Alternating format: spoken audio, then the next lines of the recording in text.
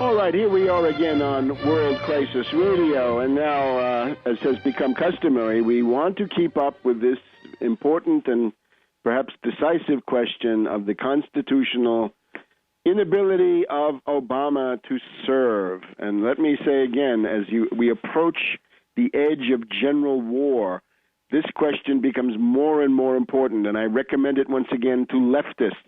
If you don't like a president who's a Wall Street puppet, who's a warmonger, who's a union buster, and who is destroying every progressive cause that you thought he was going to represent, rather than becoming a warmonger for Obama now in the wake of these idiotic events.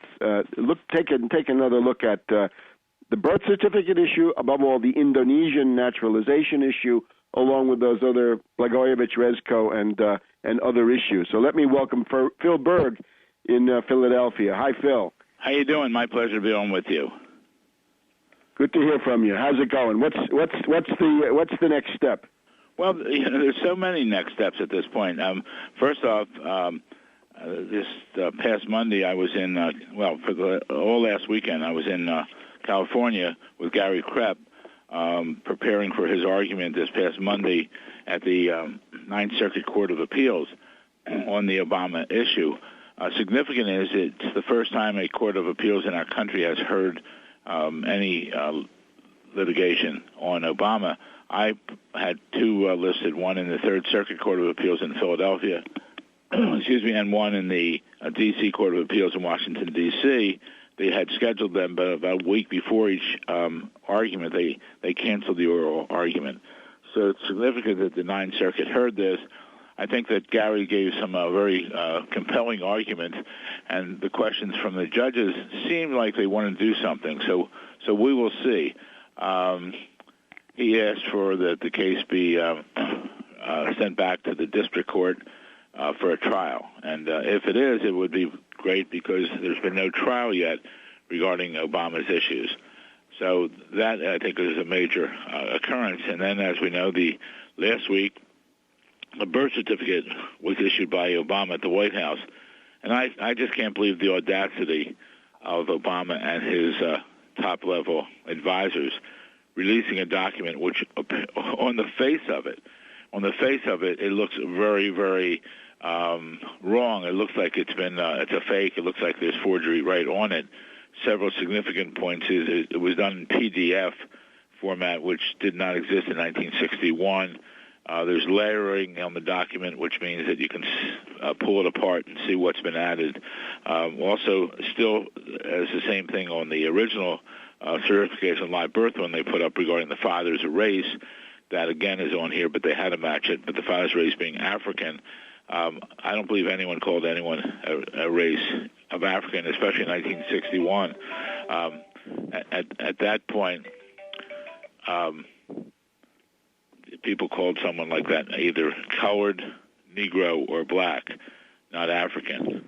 Also, in the long-form vault birth certificate, which he supposedly released, there's no weight of the baby, there's no length of the baby. This is just a different type document. And also the doctor's signature there, the doctors are attesting to the delivery, but didn't say that he actually delivered.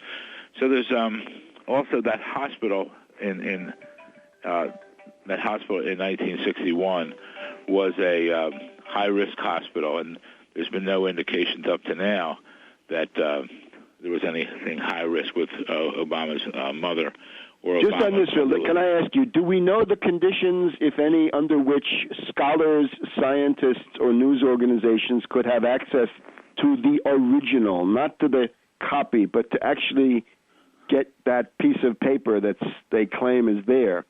I doubt it. I mean, come on.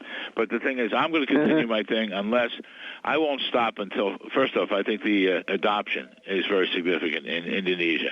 I think that's very, very major. I think Obama's name really is Barry Soetoro. I don't think he's gone through proper channels coming back to the United States at age 10. Also, I don't think he gave up his rights to Indonesia between the ages of 18 and 21 and renewed his allegiance or whatever he had to with the United States. So I believe that Obama's a not natural born, not naturalized, but an illegal alien, and we're going to continue our pursuit. We're going to file another lawsuit soon. You're aware, and everyone should be, my website is obamacrimes.com, We could use some donations. We're coming up this August will be 3 years, but we're not going to stop. So unless Obama releases all his records that he sealed, college records in particular, because I'm sure they're going to show that he applied for and received foreign aid from either Indonesia or Kenya, where he was born or where he was adopted. Also, I want to see the adoption records, and I want to see all the records that came through immigration. And this is significant because, we have to get to the bottom of who Obama is. And I believe that, matter of fact, Newsweek magazine called me. They wanted to know, what I thought of the Osama bin Laden murder. And I came out, and on that one, I said, well, it sounds like everything's in order. If it is, fine. I said, but the real issue comes down to that Obama does not belong in office. He's not constitutionally eligible. So I'll be curious what Newsweek says if they say anything about me. They were trying to, I think, put me in and other people just into that, that you don't believe anything about Obama, which I don't, but I didn't want to get into that controversy. If we did kill Osama bin Laden and the SEALs did what they did, I commend them for doing that. But I did put the tag on there that I don't believe Obama is natural born. And we're going to keep our fight up, and more people now are aware. But I don't know who can get the original. I'm just hoping that the American public, so we can put enough information out to raise these questions so that they know that this is still a big issue, that what they put out here is a forgery. And I can't believe it. It really takes me back that the president would blatantly come out with that at this point. But I guess he's at wit's end. He was concerned about Donald Trump, and we'll see where it goes from that time. But we're not giving up.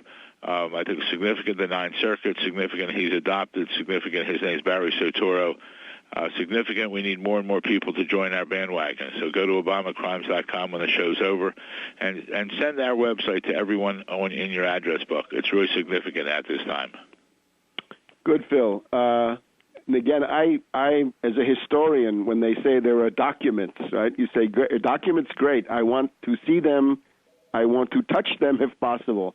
And the ability, for example, to determine the date of something like this, right? It may be possible to show when this document was created. And then the question, I believe, according to some sources, there are 3 different ones that have now been released, right? That it's not identical, and that they do show signs of being, frankly, photoshopped. So I think in the middle of all that, if you're going to come out and produce the document, then go all the way, go whole hog, so to speak, and show the main one.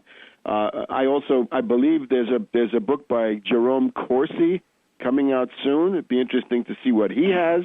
And there's also a book announced by Wayne Madsen. And of course, I hope that they're able to build on what I did in Obama, the Postmodern Coup, and Barack H. Obama, the Unauthorized Biography, both of which came out 3 years ago when the campaign was still on. So we thank you for your dedication to this. When do you think that California case might get a response? Do we have any idea? It could be a week and it could be 6 months. We don't know. I also understand, because I went to California for that, I missed the opportunity to be with you in Austin, Texas, with Alex Jones, and I'm going to get that scheduled in again for myself to go down there and participate. Great. And we thank Alex and we thank you, to keep this topic alive. It's a topic we must have an answer to this. I believe we're the laughing stock of the world. People around the world know that Obama's a fraud, a phony, and I won't tolerate it. And I'm going to continue my efforts with ObamaCrimes.com. Just in terms of the proceeding, was that a 3-judge panel that you had there? It was a 3-judge panel. It was also supposed to be live with C-SPAN. C-SPAN actually taped it. They didn't do it live, perhaps because it was supposed to go on at 9. They took our case later at 11. But C-SPAN has it, which is significant because I'm sure they're going to play it one of these days. So people could call C-SPAN and say, put it on, we want to see it. Absolutely. All right, fine. Let's think about that then. Call C-SPAN and tell them we want to see what went down in the circuit court out there in California. Thanks, Phil. We'll see you next week. You got it. Thanks. Bye-bye. And we'll be back on World Crisis Radio now in just a minute.